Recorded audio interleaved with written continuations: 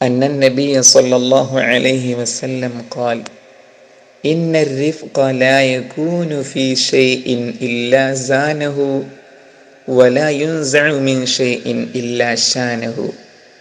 മുത്തനബി സല്ലല്ലാഹു അലൈഹി വസല്ലമ തങ്ങൾ പറഞ്ഞു, വിനയം, എളിമ ഒരു വസ്തുവിൽ, ഒരു പ്രവൃത്തിയിൽ, ഒരു വാക്കിൽ ഉണ്ടായാൽ അത് വളരെ മനോഹരമായി, മികവുറ്റതായി, മൊഞ്ചുള്ളതായി.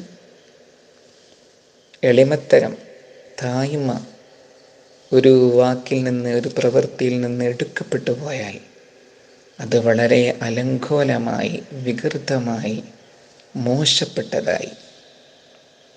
പ്രിയപ്പെട്ടവരെ, ഖുർആനിലെ 25-ാം അധ്യായം അൽ ഫുർഖാനിലെ 63 മുതൽ 68 വരെയുള്ള ആയത്തുകളിൽ വിജയികളായ അള്ളാഹുവിൻ്റെ അടിമകളുടെ 8 വിശേഷണങ്ങൾ എണ്ണി പറയുന്നുണ്ട്. അതിലാദ്യം പറഞ്ഞത് അവർ വിനയാന്വിതരായിരിക്കും, അവർ തായ്മയോടെ സഞ്ചരിക്കുന്നവരായിരിക്കും എന്നതാണ്.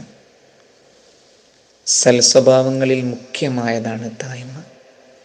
ഗുഡ് പേഴ്സണാലിറ്റിയുടെ ഏറ്റവും പ്രധാനപ്പെട്ട ഘടകമാണ് വിനയമുള്ളവരാവുക എന്നത്.